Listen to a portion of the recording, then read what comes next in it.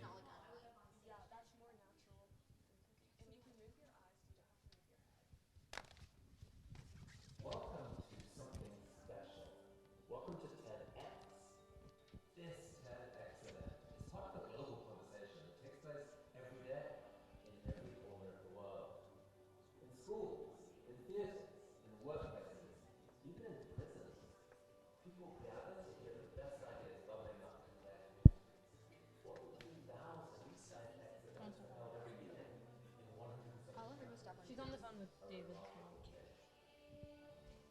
events are self-organized under a license from TED, a non-profit organization devoted to discovering and sharing powerful ideas in the form of TED Talks. It's not TED itself, but your local TEDx team of volunteers that has done all the work to put on today's event, including our amazing TEDx speakers. It's this team's ideas, dedication, and time that have made this possible. We really hope today's program sparks an exciting conversation. This is a day for curiosity and skepticism, for inspiration and for action. The more you enter into it, the more you will take it. And now, on with the show.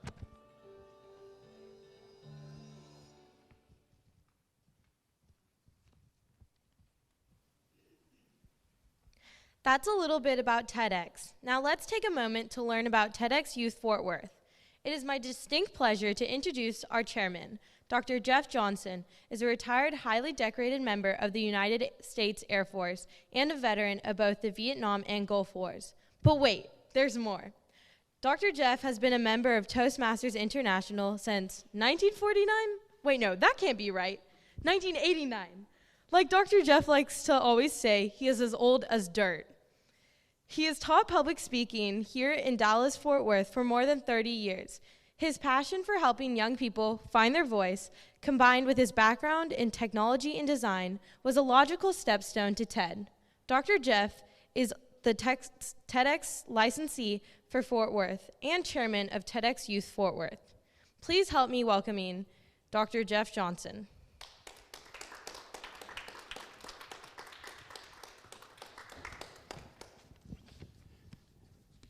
Thank you, Gianna. Welcome, ladies and gentlemen, to Their Room. And that's what we call it, Their Room. When some of us are little, we had a space of our own. We called it our room. It was our very personal and private space. We could do all kinds of things.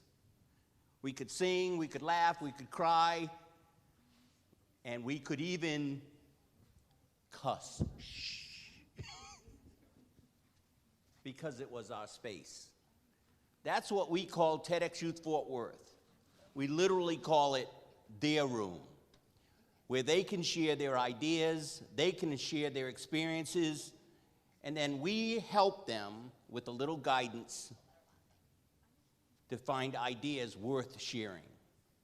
That's my opening. And then my conclusion is all graduates were invited to apply live. Their TED Talk will be shown live around the world, recorded and uploaded to TED.com. TED is the international stage. In the last few years, we've had many viewers, and we're really blessed to have viewers watching from other countries. I know this for a fact because my brother is in Saudi Arabia, and he called me this morning. It wasn't morning where he was. And said, I can't wait for your show to start. With that being said, let the show begin.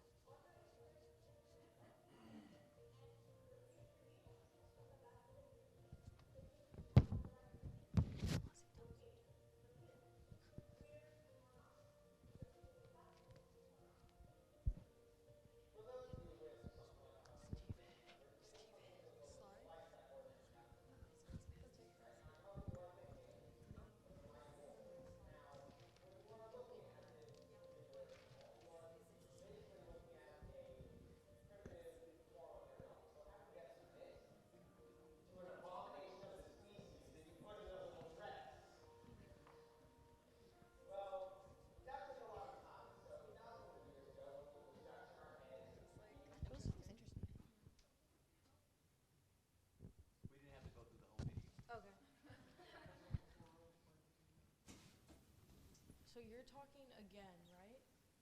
So I'm just pretending like you just talked. Okay. Thank you, Dr. Jeff. This event is truly all about our presenters' ideas, but we couldn't do it without Dr. Jeff's leadership and, of course, his craziness. Now it's time to kick off session 1 with a video. Johnny's son understands why some of us have cynical attitude towards social media, but challenges us to also see the unique opportunities these platforms present. Here's Johnny's talk, "You are not alone in your loneliness."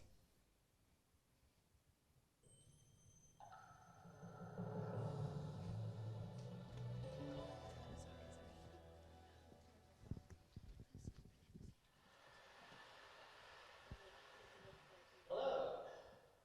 I'd like to introduce you to someone. This is Johnny.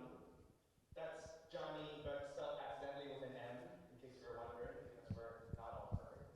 Johnny is an alien who has been sent to Earth with a mission to study humans. Johnny is feeling lost and alone and far from home, and I think we've all felt this way. Or at least I have. I wrote this story about this alien at a moment in my life when I was feeling particularly alien. I just moved to Cambridge and started my doctoral program at MIT, and I was feeling intimidated and isolated and very much like I didn't belong. But I had a lifeline of sorts. See, I was writing jokes for years and years and sharing them on social media, and I found that I was turning to doing this more and more. Now, for many people, the internet can feel like a lonely place. It can feel like this, a big, endless, expansive void where you can constantly call out to it, but no one's ever listening. But I actually found a comfort in speaking out to the void. I found in sharing my feelings with the void, eventually the void started to speak back. And it turns out that the void isn't this endless, lonely expanse at all, but instead it's full of all sorts of other people, also staring out into it and also wanting to be heard.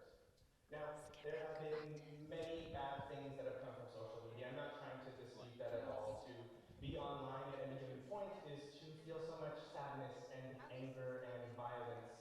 It can feel like the end of the world. Yet at the same time, I'm conflicted because I can't deny the fact that so many of my closest friends are people that I have met originally online.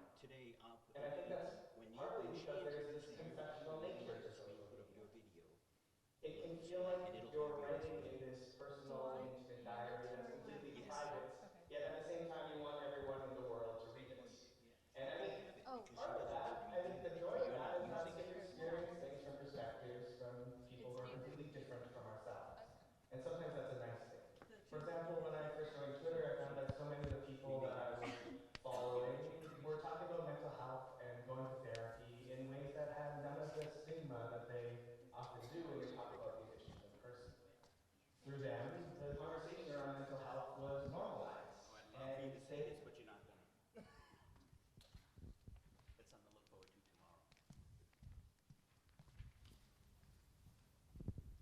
Okay, time to get this show on the road with our first TED Talk of the morning, Trash Talk, which isn't a bunch of rubbish. It's about saving our planet. She encourages us to think about the little changes we can make within our lives, especially concerning the environment. Please help me in welcoming Speaker 1, Coco Davis, with her talk, Trash Talk.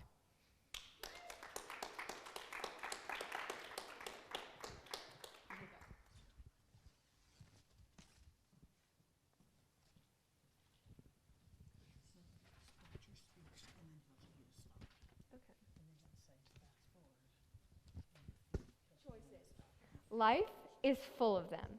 They can be big things like, what should I do with my life? Or small things like, should I hit the snooze button? Well, I can't tell you what to do with your life, but I can suggest you hit the snooze button at least twice. That extra 5 minutes can make a big difference. Here's another small choice many of us face every day. What to do with our styrofoam to-go container after we finished eating. You know the kind I'm talking about, that white, square-shaped clamshell? The kind where it's hard to write your name on the top because the pen nib keeps sinking into the lid. Say you're finished eating. It was delicious. What do you do with your container? Raise your hand if you would throw the container in the trash. Now raise your hand if you would recycle the container. Okay. If you said recycle the container, you are exactly wrong. So that was the intro.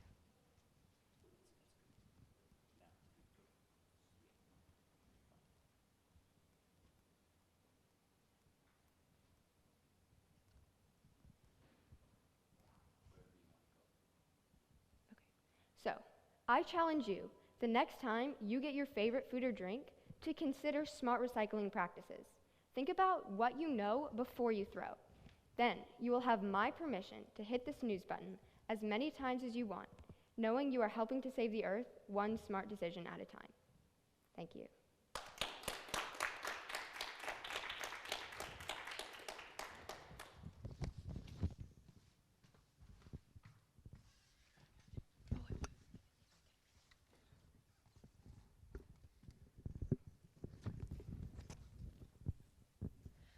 That was truly amazing, Coco. Great job. Your talk has made me really think about what I throw in the trash and the recycling.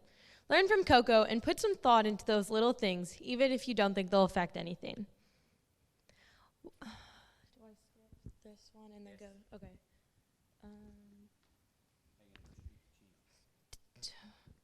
David focuses on demanding change of teen culture, whereas Chino will draw attention to stereotyping the beauty standard.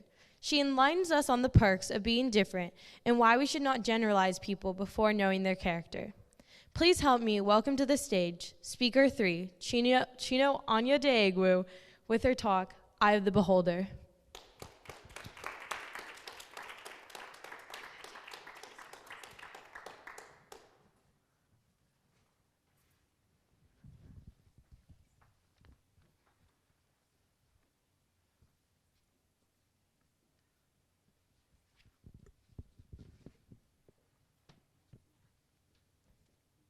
Do you think I'm pretty?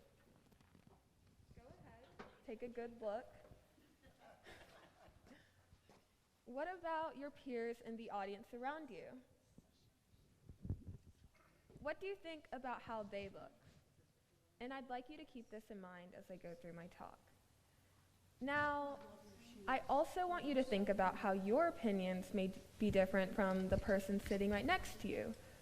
Or maybe from your friends at school or colleagues in the office. Not everybody likes the same things, and although we may share similar interests or ideas, there's certainly not one narrative to describe us all.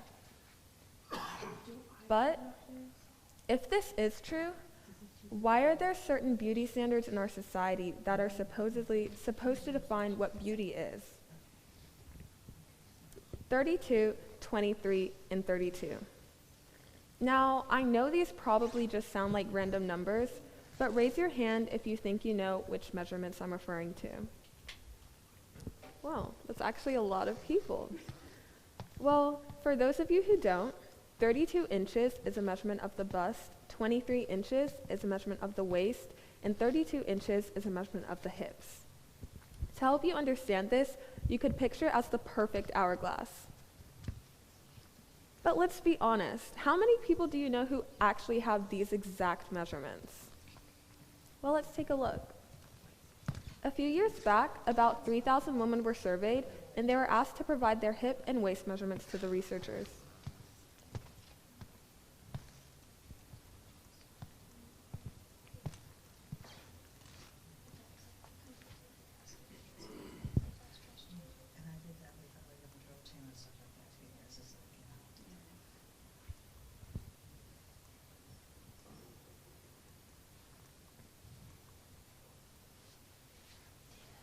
This is right before the last slide.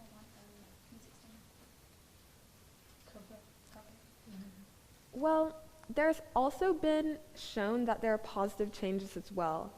With the recent additions with plus-size models, racially diverse models, and a lot more, as this relates to the general public, there is a positive effect.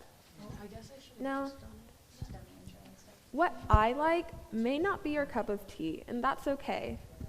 Everybody's different, and if we start to let these standards define us, we'll lose what makes us unique. We'll lose what makes us who we are. And this can lead to a society so desperately lacking diversity, everyone begins to look the same. So I'll ask you again. Do you think I'm pretty? And have your opinions changed on the way you see your peers? What did you see as beautiful before versus what you see now? Thank you.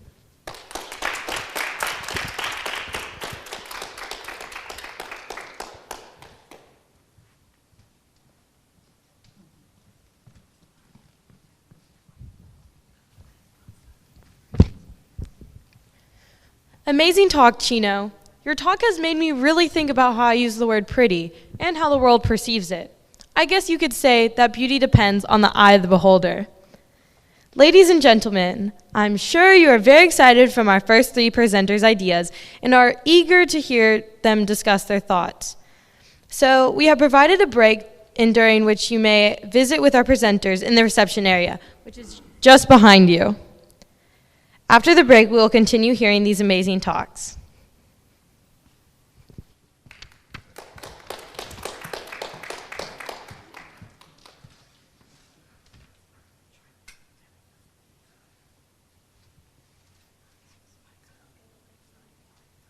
Okay.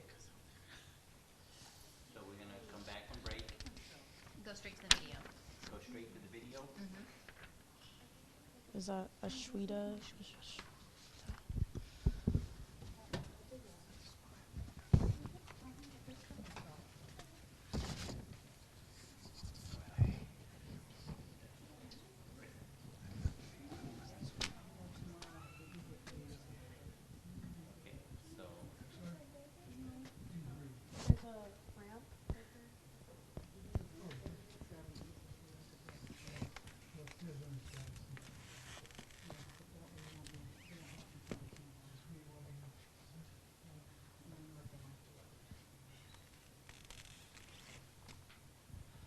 You said to go straight to the video. I'll go straight to video? Yeah. Not a problem. I had to interrupt and said, okay, that's fine.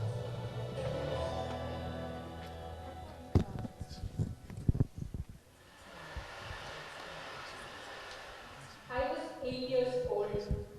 I remember that day clearly, like it happened just yesterday. My mother is a bidi holder. She handles country cigarettes to sustain our family.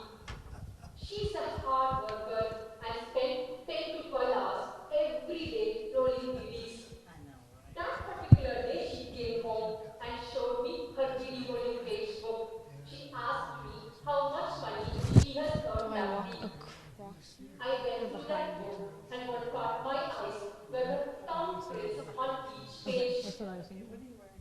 My mother has never been to school. She uses her thumbprints instead of a signature to keep record of her earnings. On that day, for some reason, I wanted to teach her how to hold a pen and write her name. She was reluctant at first. She smiled innocently and said no. But deep down, I was sure she wanted to give it a try. With a little bit of persuasion and a lot of effort, we managed to write her name. Her hands were trembling and her face was beaming with pride. As I watched her do this, for the first time in my life, I had a priceless feeling that I could be of some use to this world. That feeling was very special because I am not meant to be useful. In rural India, girls are generally considered worthless. They're a liability or a burden.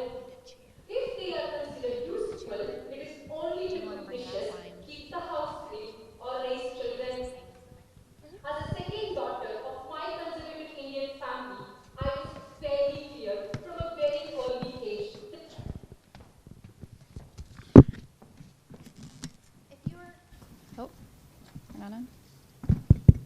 If you are inspired by Ashwitha's strength and perseverance, I think you'll be impressed with our next presenter, another bold young woman who isn't afraid to challenge the status quo.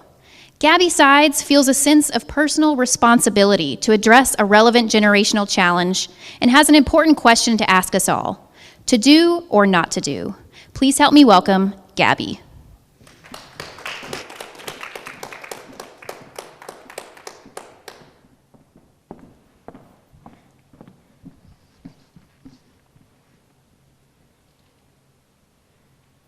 Elena Housley was a sweet, kind, somewhat shy, very bright woman of enormous promise. She was also a freshman at Pepperdine University and a prestigious Regent Scholar. My dad and my brother met her in April of 2018 during their visit to Pepperdine for the Regent Scholar Weekend. She was there by herself because her parents couldn't make it, so my dad and my brother invited her to come with them for the rest of the day's events, and so she did. Throughout the rest of the year, she and my brother became very good friends. On November 7th, 2018, Elena joyfully went with a few friends to college night at Borderline Bar and Grill for some country western dancing. She asked my brother to come, but thank God he had too much work that night. At approximately 11:20 p.m. that evening, a very troubled young man entered the club with a .45 caliber handgun and several high-capacity magazines. That man first shot a security guard standing outside the building. He then went inside to shoot other guards and employees before moving to shoot the patrons of the bar. He fired a total of approximately 60 rounds. One of those rounds found the body of sweet, kind Elena, and she died at the scene along with 11 others. So that's my opening.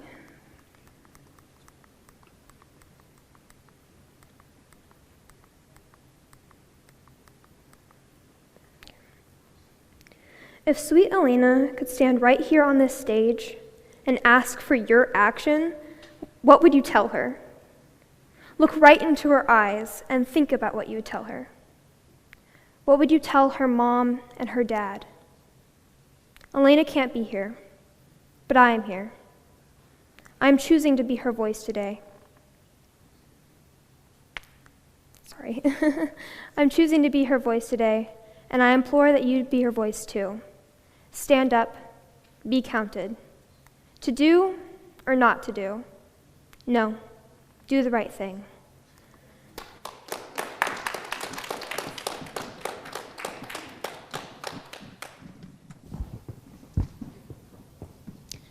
The highest calling of leadership is the ability to challenge convention, and we are so proud of Gabby's courage and leadership. Dr. Jeff, should I just introduce ISCON as if you were here? No. No? Okay. Speaking of education, our next presenter happens to know a few things about the topic after working as a teacher for 50 years.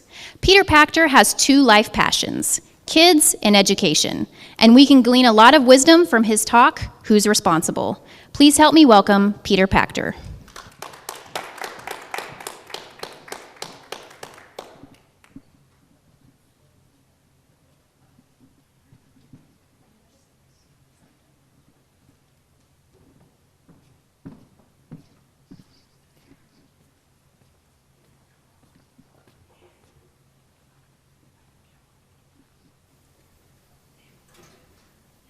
Good evening. So who is responsible for education? You might answer that according to what you're looking for, whether you want to find someone to cast blame on or find someone to solve the problem. It's a big difference. If it's the latter, you don't have to look any further because I'm the guy. We're going to talk about education. There's only 4 reasons for going to school. First is to acquire knowledge. Second is to learn how to learn. Third is to learn how to speak and write efficiently. And fourth is to develop good character. If we're to grade the schools on what they do now, I would grade them this way. To acquiring knowledge, C-. Learning how to learn, F. Learning to speak and write effectively, R, for ridiculous.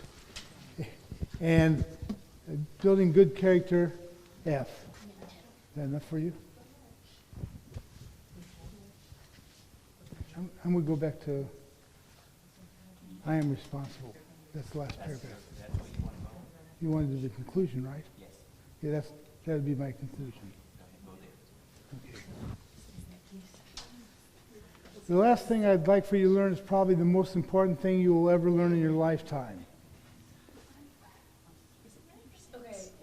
I am responsible for my life. I am responsible for my life. Say it with me. I am responsible for my life. Does this mean you can do whatever you want? No, it means that you make good decisions, you get good consequences. You make bad decisions, you get bad consequences. And it's amazing. I introduced this in class, and what happened with the kids was unbelievable because they got it. And they changed their behavior. They realized that they were responsible for the obligations of the class and for mastering the material. And once I taught that, I didn't have any parents calling me anymore. Maybe one or two, but not like in the past, because the kids took responsibility. And what was even more amazing, when someone came to my class with an excuse that they didn't have their homework done before I could say anything, or someone else, one of the kids or several kids would say to them, "Repeat after me, I am responsible for my life." And it just didn't stop in my class. It happened in other teachers' classes. They said, "I am responsible for my life." And it didn't happen just in the classroom, it happened on the athletic field. It changed the way people behave. When the kids understand that they are responsible for making good decisions, they make good decisions. You know, this is the most important thing you'll ever learn. So I'm going back to my opening question: who is responsible for the school, for education? We are. We're responsible for providing the best education we can find for the kids. And so I ask again that you repeat after me: I am responsible for my life. With feeling. Come on. I am responsible for my life.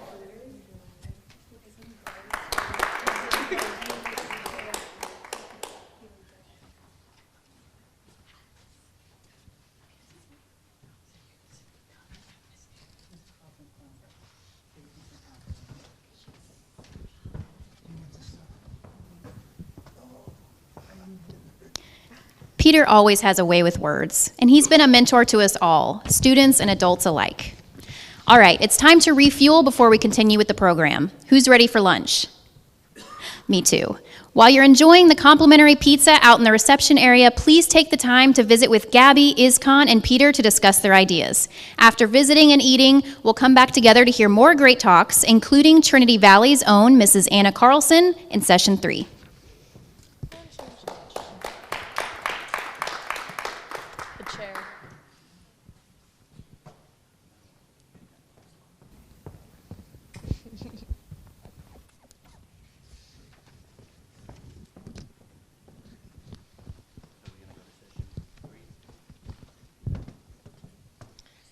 I'm going to introduce you. Okay. Actually, there's a video before you. Yes. Oh, I'm just saying, I'm not in a rush. I just want to make sure that we know what we do. We know what we do. Yeah. Session 3. Okay. Welcome back. I hope you enjoyed your lunch and were inspired by some of our previous presenters' ideas. I'd like to start off this session with an amazing video that really made me think about why children do the things they do. I hope you all enjoy Sarah Bodo's "When Do Kids Start to Care About Other People's Opinions?"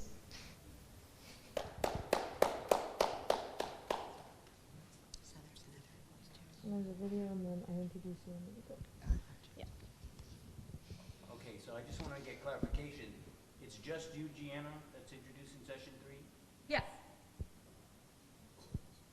Are we going to go through the video, or are we going to... No, I'll run the video, but I'm just correcting the slide because for some reason after lunch it had me vote.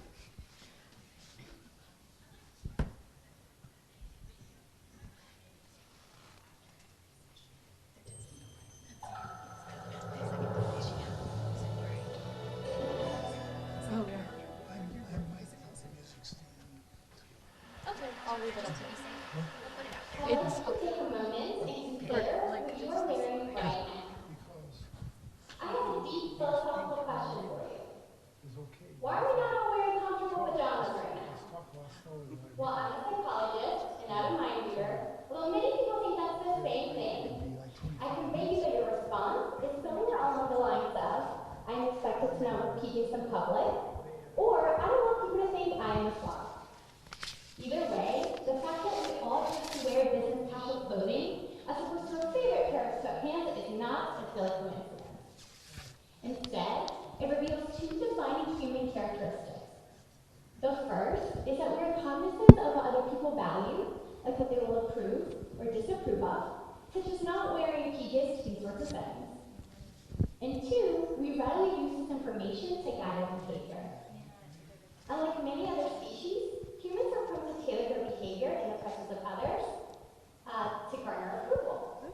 We spend valuable time putting on makeup, choosing the right picture and Instagram filter, and composing ideas that will undoubtedly change the world in 140 characters or less. Clearly, our concern with how other people will evaluate us is a big part of being human.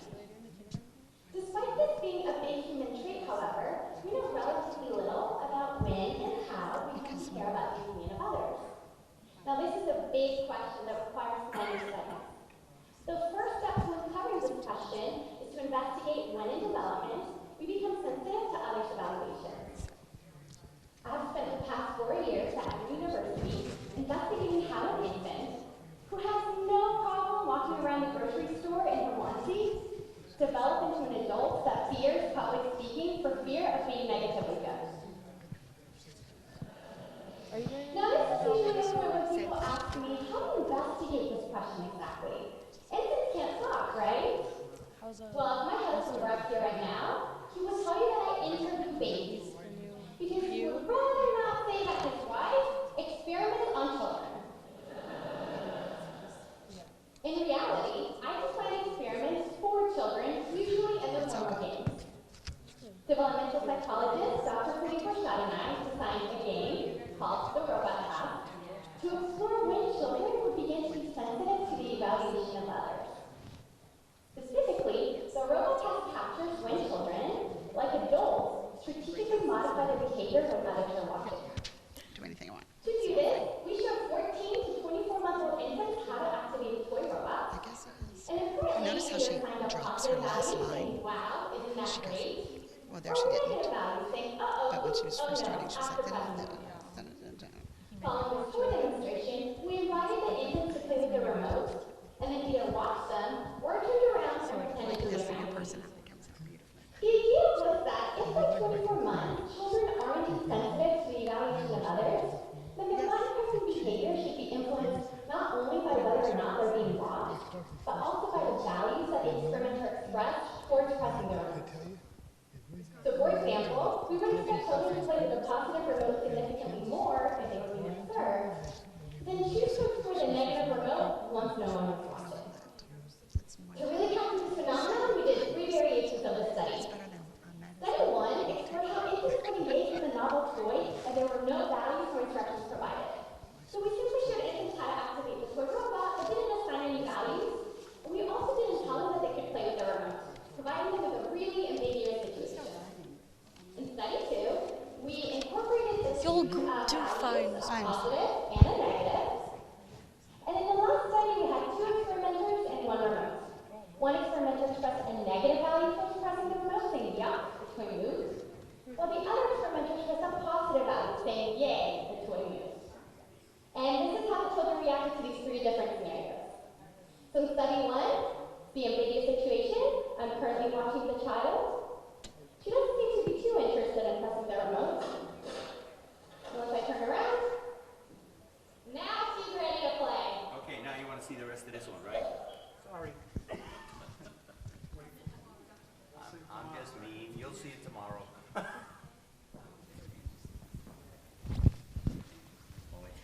You know what? After hearing that talk, I think I'm more of a Pepsi gal. Please, no shade though. Moving on from my unpopular opinions, hopefully you took some time to notice the wonderful facility we are in today. So, before diving back into the session's talks, I would like to introduce Ms. Carlson, who is an incredible teacher of mine and is now the humanities instructor here at Trinity Valley School. She'll explain a little bit more about Trinity Valley. Please help me welcome Ms. Anna Carlson. Thank you, Gianna. Test. There you go. TVS is proud to host TEDx Youth for the 5th year, I believe, the 5th year, yeah. We've strived to be a private school with a public purpose, and we are delighted to share our beautiful facilities with this great program. I came to TVS over 30 years ago, but it was actually my husband who was the first to join the TVS faculty as an English teacher. We were living in Dallas at the time, and we had 3 children, and I was very pregnant with the 4th one on the way. And he brought me, after his interview, he brought me the commencement speech for the night. They had given him the valedictory speech, and I read it. And I was so moved by the eloquence of voice and the strength of character in those words by an 18-year-old senior that I remember literally hitting him in the stomach and saying, "You have to take this job." And so he did, and we all moved to Fort Worth, and the rest is sort of history. Since then, TVS has changed a great deal. It's grown in number and breadth. This year, we welcomed 1,015 students through our doors. I think back then it was more like maybe 600. We have a 10-to-1 student-teacher ratio, and 100% of our graduates attend college. And this past May, we boasted over $12 million in total college scholarships offered to our seniors. Then I talk about Fine Scholarship, and I talk about all of our wonderful programs.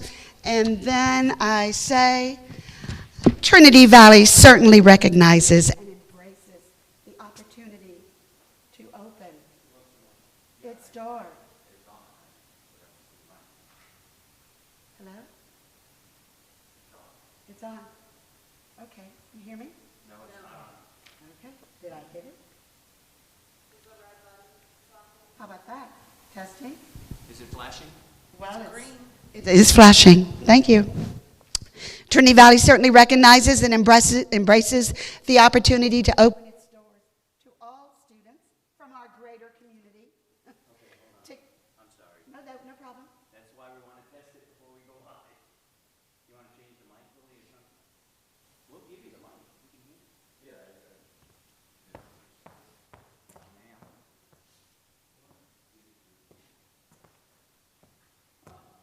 Easy fix.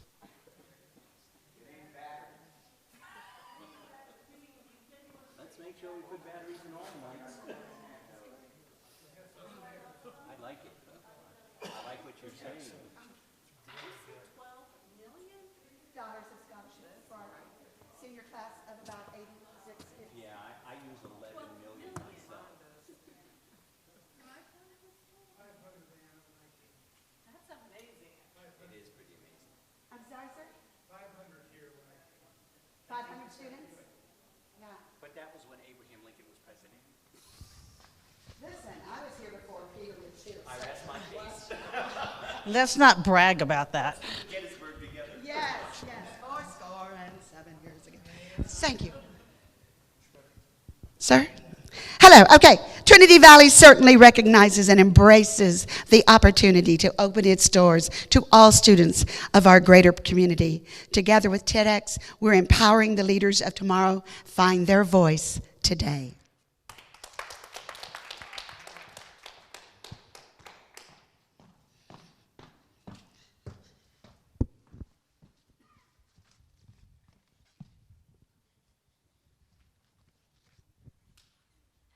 Now it's time to get our third session started with Samara Gerstel. She encourages us to find an outlet from the self-restrained bubble that we often put ourselves in, and describes her personal experience of how she was able to break her bubble. Please help me while welcoming one of my personal friends, Samara Gerstel.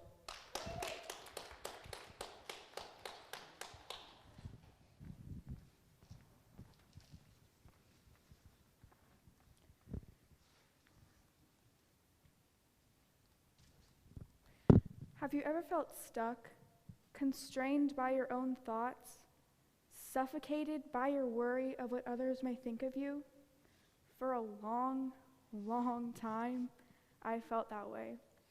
But over the past few years, I've managed to make my way out of this. I've managed to pop the bubble that constrained me. And today, there's nothing more I'd rather do than share this journey with you.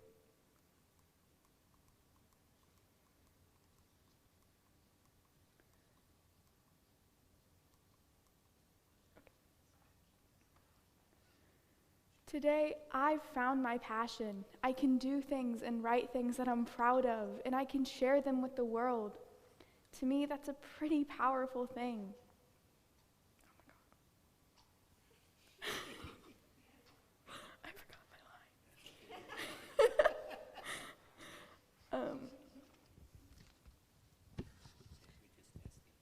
Okay. You would not normally have to skip around in a speech you memorized. Yeah. You know what your last line is? Yeah. Okay. So explore, write, draw, sing. Don't let your worries restrain you. Take an art class, journal your thoughts. Join an art class or a sports team. Don't let whatever that fear is hold you back. Let it drive you on. Find that passion, that voice that I know you have, and let it break the bubble that's constraining you. Thank you.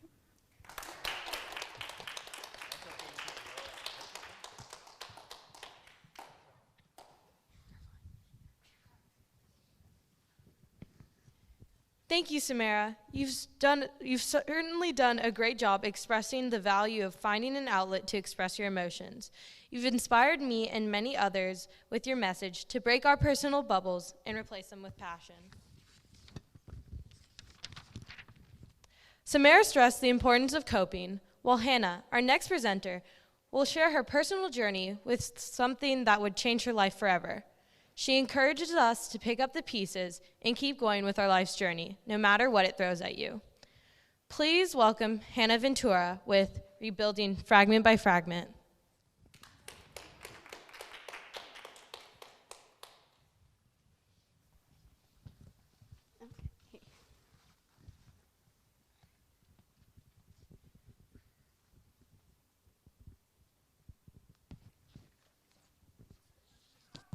It'll go in a second, right?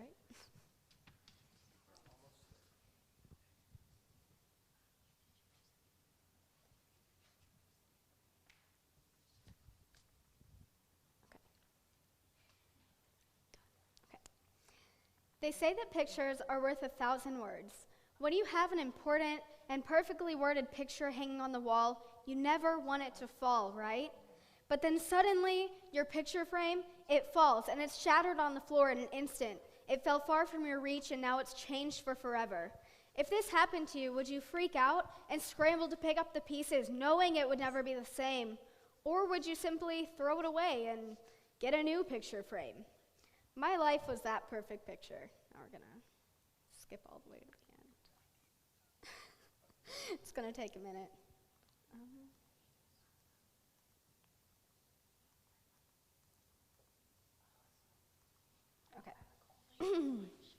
Let's become more educated about medical disabilities and how to help. We can normalize talking about these things so that people aren't thrown into a generalized idea, and they can be treated like people and not shunned for what they have. Work with me to break these medical stigmas and reframe them and reshape them so that people can be treated like people, where we can educate and learn about what it's like to live with conditions like I have. Let's make a difference and frame a better future by educating. A perfect picture hanging nicely on the wall that's full of hope and of confidence in the way that people live. Margaret Mead once said, "Never doubt that a small group of thoughtful and committed citizens can change the world. Indeed, it's the only thing that ever has." Thank you.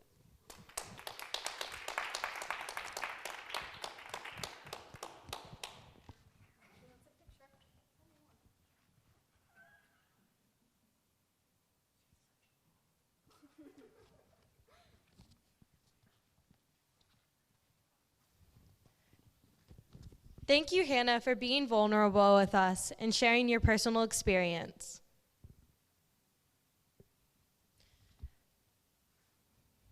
Our next presenter is also a very strong young lady who had to overcome a very big difference in her life.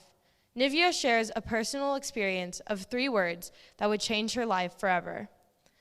I encourage y'all to grab some tissues and welcome Nivea with her talk, My 3-Word Strength Test.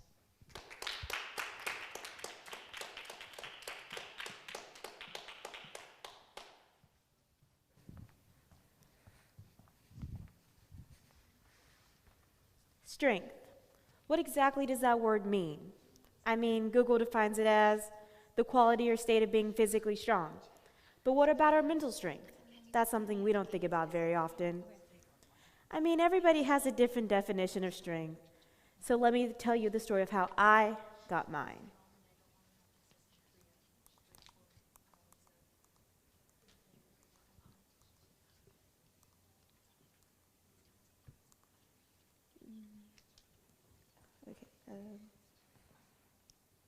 Through this year-long battle that had many tears and many laughs, it has given me my definition of strength.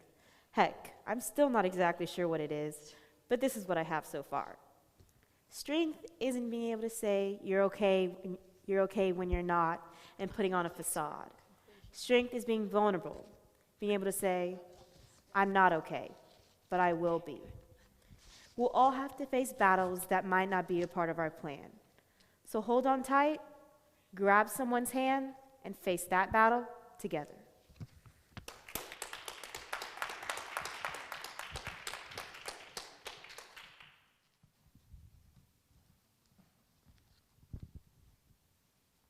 Thank you, Nivea. I'm still wiping my tears. Being one of your friends who watched you go through this really touches me in a different way. You are very strong for sharing you and your family's battle with cancer. Your touching words of, I'm not okay, but I will be remembered. Thank you. This has been a long and amusing session. We learned more about TVS and heard 3 very interesting talks. Samara expressed her love of writing and how it helped her. Hannah shared her journey with finding out she had epilepsy. And finally, Nivea spoke of her mom's battle with cancer and how that tested her personal strength. As with the other breaks, our presenters will be in the reception area to discuss their ideas.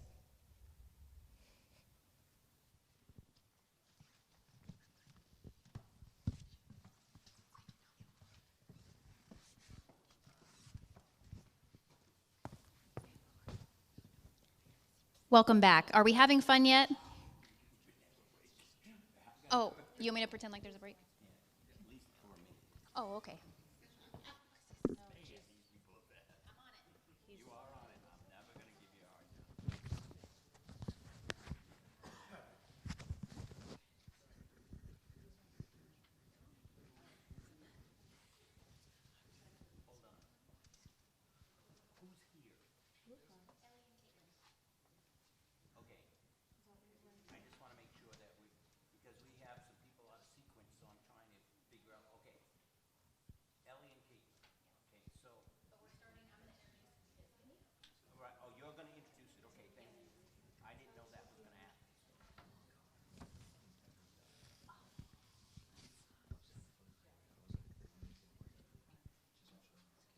Okay, thank you.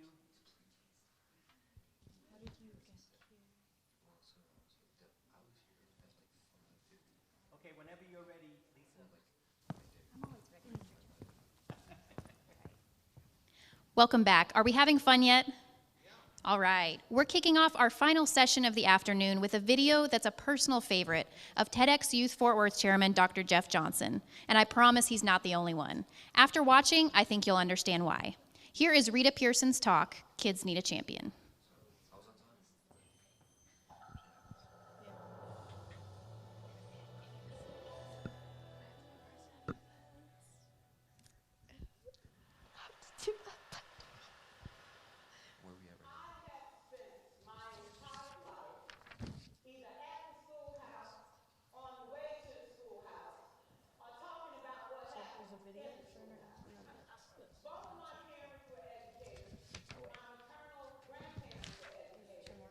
And for the past 40 years, I've done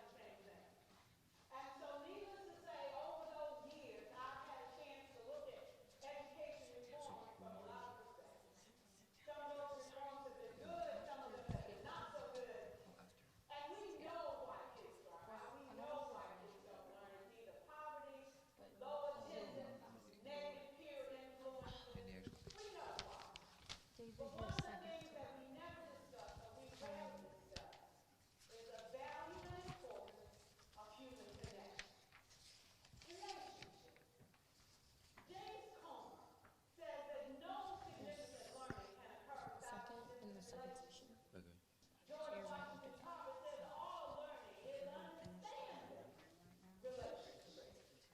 Everyone in this room has been affected by a teacher or an adult. For years, I have watched people teach. I have looked at the best and I've looked at some of the worst. A colleague said to me one time, they don't pay me to like the kids. They pay me to teach a lesson. The kids should learn it. I should teach it. They should learn it. Pay me for it. Well, I said to her, you know, kids don't learn from people they don't like. She said that's just about Chile. And I said to her, well, your year has done been long and arduous, dear. Needless to say it was. Some people think that you can either have an insta-building relationship. Okay, it's my favorite video of you about to win. Coco, David, Sheena, and then we have a break, and then it's Gabby, and then Gabby's gonna come over. Lisa's gonna go and introduce you. Rita Pearson is undoubtedly a champion of kids. Our next presenter is a champion of language and encourages us to challenge the preconceived notions we have about certain languages and cultures. Please help me welcome Ellie Davis for her talk, God Willing.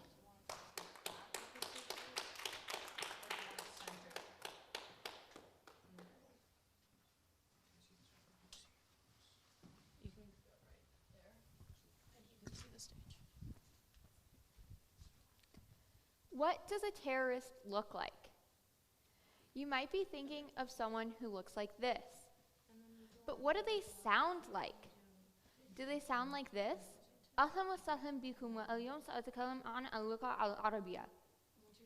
For those of you who don't speak Arabic, I just said, welcome everyone. Today I'm going to talk about the Arabic language. Many people in our society associate Arabic with radical Islamic terrorism, and God willing, this needs to change. Terrorism doesn't know any one specific language, and certainly not just Arabic. Language is a stepping stone to learning about cultures, and language can fix these ignorances and misunderstandings about certain cultures that we might have. The audience, and then second session after the break here. Right here. And then after that, back in the audience.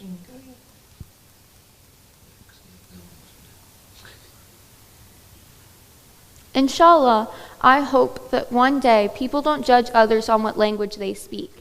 Learning Arabic, or any language, is the most effective solution to this problem.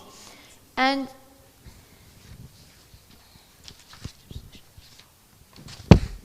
sorry.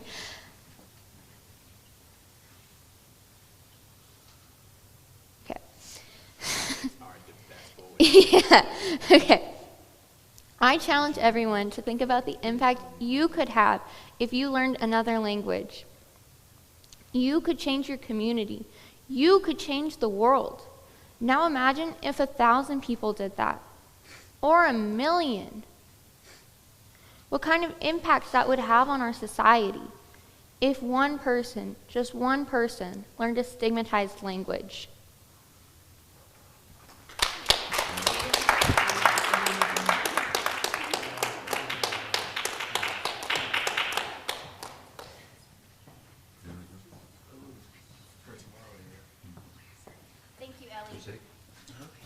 Thank you, Ellie, for opening our eyes to the value in broadening our worldview.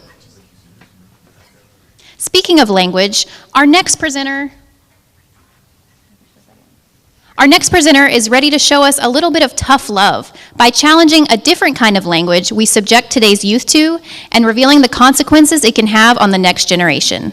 Please help me welcome Caitlin Lavender for her talk, The Way the World Is.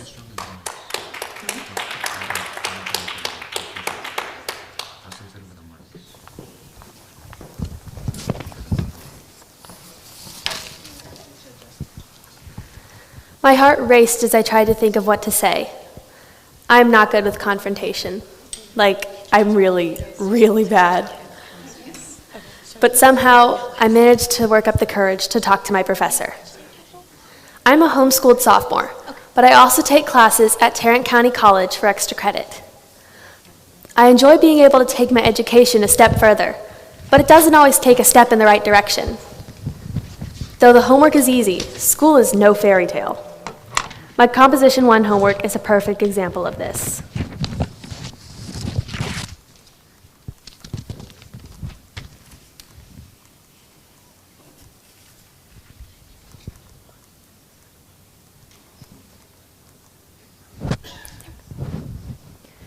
I would like to challenge each and every person here to take these words to heart. Think about the impact that your actions have on the children around you. Is there something that you do that you would be ashamed to have a child see you do? Change that before it's too late. This is not the way the world is supposed to be.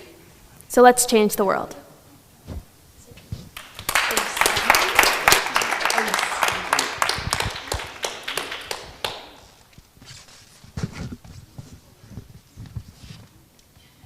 Dr. Jeff, do you want us to introduce David now? Okay, wait, let me set it up first. Okay. And then, so Gianna will introduce David? Yes. And then who introduces? Me. Okay, so I gotta set it up before you.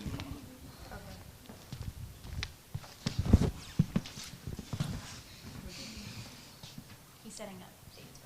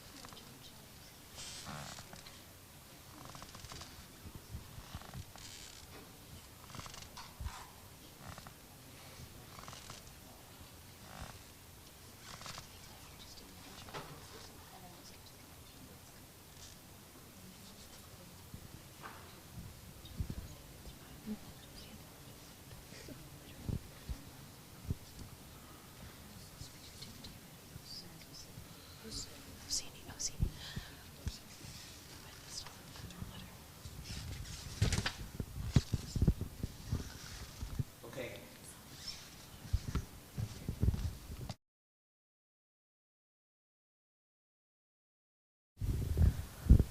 While Coco challenges us to think about our little actions, David encourages us. I can't remember it. Give me a second.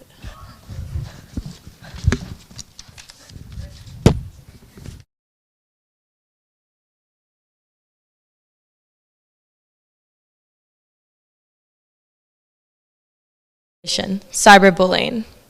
I encourage all of y'all to tune into David's vital message as he informs us the importance of littering online. Orsini with his talk, Litter.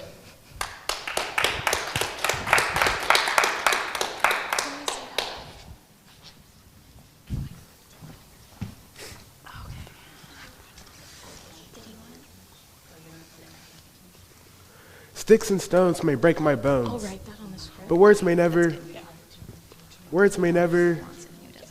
I'm sorry, just can't seem to remember the lie that is commonly misperceived among many of us.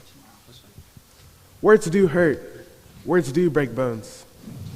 Words dismantle and eradicate. But words can also reassure, inspire, strengthen, and embolden. The words that we use to convey towards one another, whether it is face-to-face or through our sacred handheld devices, they can have an impact way bigger than any of us could have ever imagined. Each and every one of you in this room has a voice. You can use that voice for positivity or negativity. It's your choice. Because even the smallest amount of negativity can make a lot of noise. We live in a world of social media. We don't know who we are, as if we need to turn to an encyclopedia. The words are like, the hateful words spread faster than the cancer in the vessels with a patient with leukemia. Instagram, Snapchat, Facebook, Twitter. Make sure the words we use uplift and not seem bitter.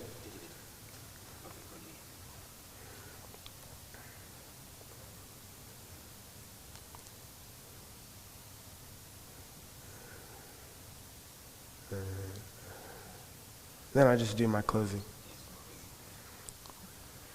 Each and every one of you in this room has a voice. You can use that voice for positivity or negativity. It's your choice. Because even the smallest amount of negativity can make a lot of noise. We live in a world of social media, and we don't know who we are as if we need to turn to an encyclopedia. The hateful words spread faster than the cells with a patient with leukemia. Instagram, Snapchat, Facebook, Twitter. Make sure the words we use uplift and not seem bitter. Because before we hit post, let us consider and remember that bullying is like litter. Thank you.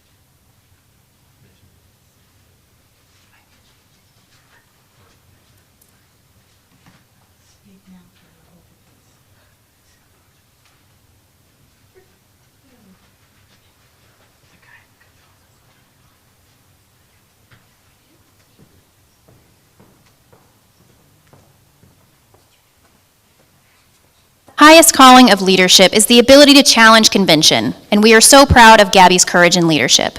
Like Gabby, our next presenter is frustrated with the current state of affairs. Iskan Ortiz is ready to challenge the education system as we know it, and offers a solution that he's seen work firsthand. Please help me welcome Iskan for his talk, Why Are We Still Doing This?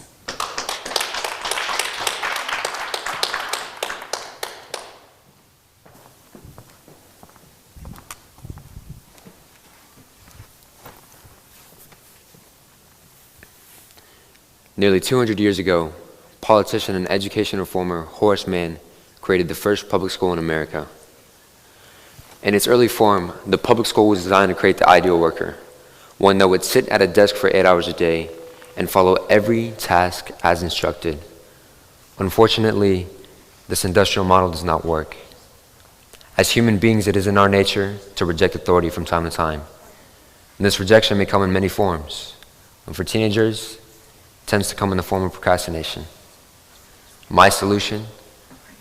I've spent the last 4 years discovering the best, the most effective practice for this problem. My solution? Napping. Go to the close.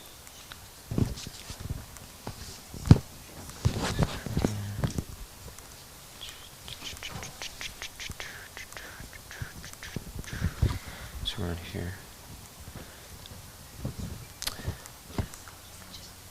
Right around here.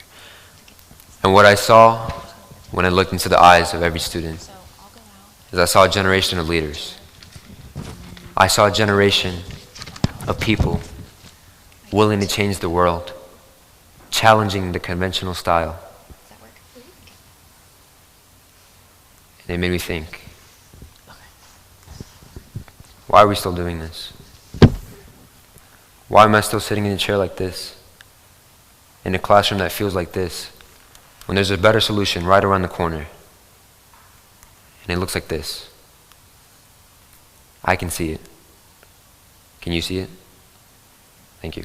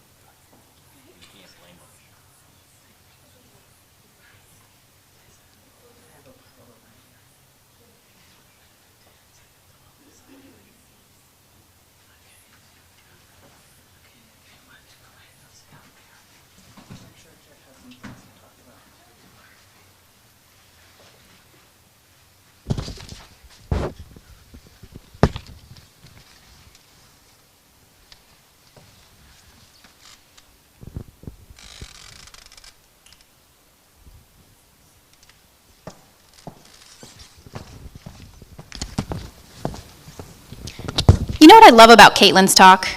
Even though that's the way the world is, doesn't make it right, and who's to say it can't be changed? Come to think of it, the same could be said for all of our presenters today. Each of them dared to venture into uncharted territory by challenging something of our world today, whether it was gun violence, education, cultural biases, or curse words. Caitlin was our final presenter, and that means we're nearing the end of our conference. But before we go, we want to take a moment to thank everyone who helped make this event possible. We started off the day with session 1. Dr. Jeff explained how our presenters were selected and got to this point. We watched a talk by Johnny Sun named "You Are Not Alone in Your Loneliness." We then began with TED Talks from our presenters, including Coco Davis with Trash Talk, David Ossini with his talk Litter, and Chino Onyadeegwu with I the Beholder. After our morning break, we kicked off session 2 with a video of Ashwitha Shetty's talk, How Education Helped Me Rewrite My Life, followed by a lot of thought-provoking questions. To do or not to do is the question Gabby Sides had for us, followed by Iskan Ortiz with his question, why are we still doing this? And Peter Pactor's, who's responsible? We picked up right after lunch with a video from Sarah Boto with When Do Kids Start to Care About Other People's Opinions? Then my favorite drama teacher, Ms. Carlson, talked about Trinity Valley School. Then it was back to our live presenters with session 3 TED Talks. Samara Gerstel with Break the Bubble, Nivea Jerry with my 3-word strength test. And we ended the 3rd session with Hannah Ventura, Rebuilding Fragment by Fragment. After a short break, we came back together to see Rita Pearson's inspirational talk, Kids Need a Champion, followed by our incredible Session 4 presentations, including God Willing by Ellie Davis and Caitlin Lavender's The Way the World Is. Please be sure you take time to visit with Ellie and Caitlin in the reception area after the close of the program. The energy and effort of the entire team is truly appreciated. Before you go, please be sure you've signed in at the registration desk. On behalf of all our presenters and students, we would like to thank TEDx Youth Fort Worth team for helping them find their voice. The class of 2019 was amazing, and we hope you'll join us again on November 14th, 2020.